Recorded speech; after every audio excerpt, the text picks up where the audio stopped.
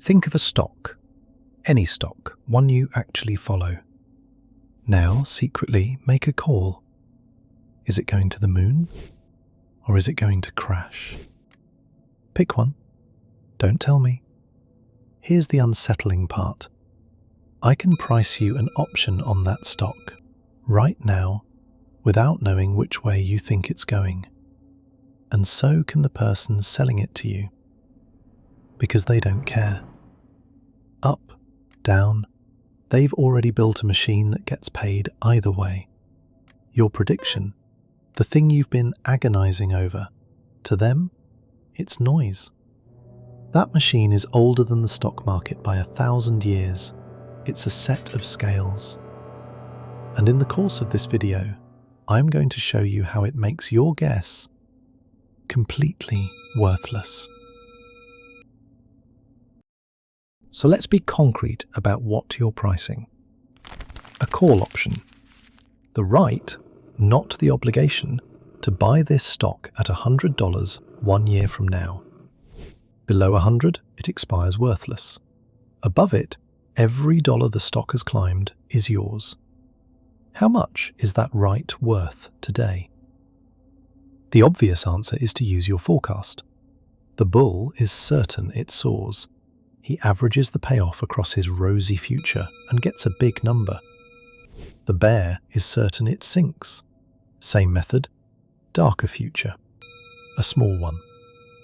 And there's the trouble. Slide your conviction anywhere between them and the price slides right along with it. Bullish, the option looks dear. Bearish, cheap. There's no fixed answer, just a mirror of whatever you already believed.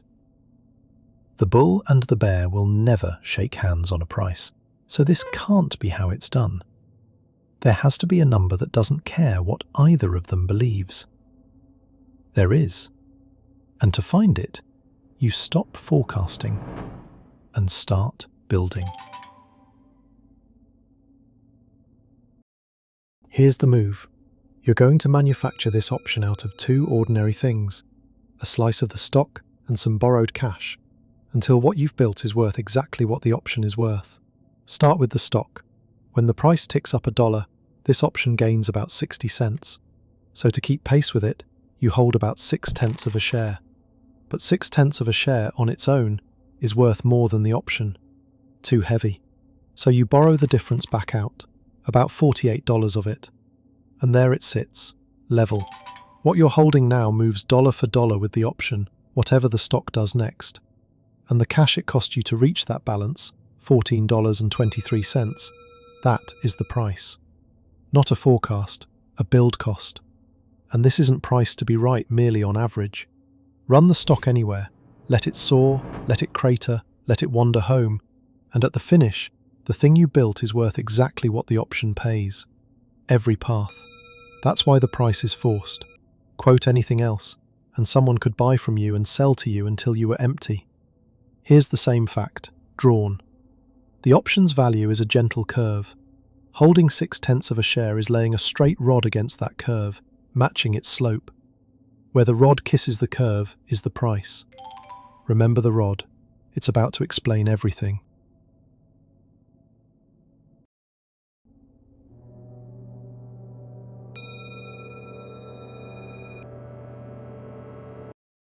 There's a catch in that rod. It only kisses the curve for an instant. The moment the price moves, the curve bends away from the straight line, and a gap opens up. So you can't build once and walk away. To stay matched, you have to lift the rod and lay it down again, at the new price, the new slope, over and over for the life of the option. Watch what that forces. The stock rises. To rematch, you buy more shares. It falls, you sell. Rise, buy. Fall, sell. You are buying high and selling low, deliberately, again and again.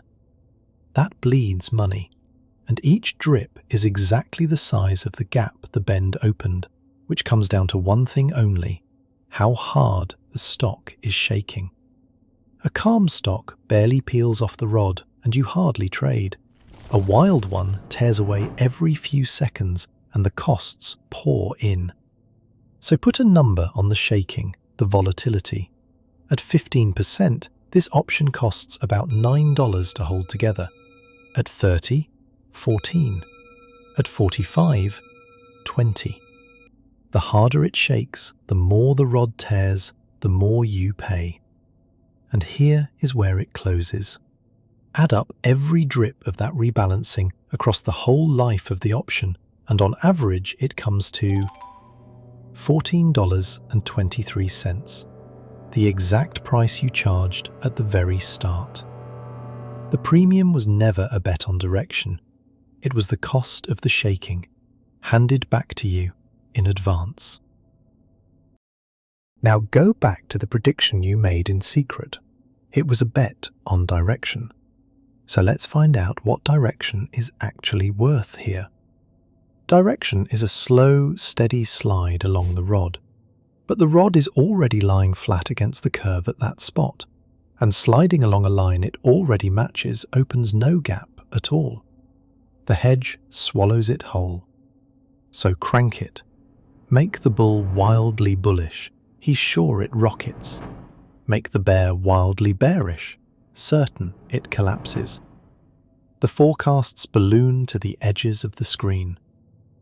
And the price does not move. 14, 23.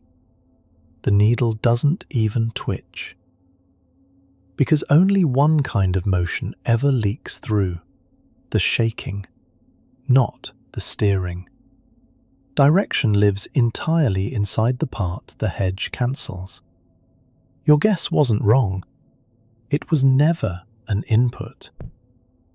This, finally, is Black Scholes, and the single thing you'd swear has to matter, your forecast of where the stock is headed, is the one thing the formula leaves out. It doesn't quite ignore your forecast, to be fair. It overrules it, the same no free money rule from before, and hands you the only forecast that rule allows, that the stock just drifts at the risk-free rate, what your money would earn sitting in the bank. Not because that's true, because it's the only drift nobody can rob you for assuming. You've probably seen this formula. It's famous for looking impossible. Here it is. And it is not impossible. It's the scale you've been watching this whole time, simply written down. This piece, S times N of D1, is the share pan. N of D1 is how much stock to hold, times the price. That's what the shares cost you. This piece, the $100 you'd pay in today's money, times N of D2, is the borrowed cash, the money you owe scaled by the odds you'll actually use the option. And the whole thing, C, is just those two pans, balanced. The cost of the shares minus the cash you borrowed. You have been reading this formula in pictures all along. The two N's are the only real machinery in it, and all they do is bookkeeping. How much stock, how likely to exercise. Now look for your forecast, anywhere in here. It isn't. There's no slot for it. There never was. An option's price was never a prediction. It's a manufacturing cost. The person who sold it to you isn't a fortune teller. They're a factory.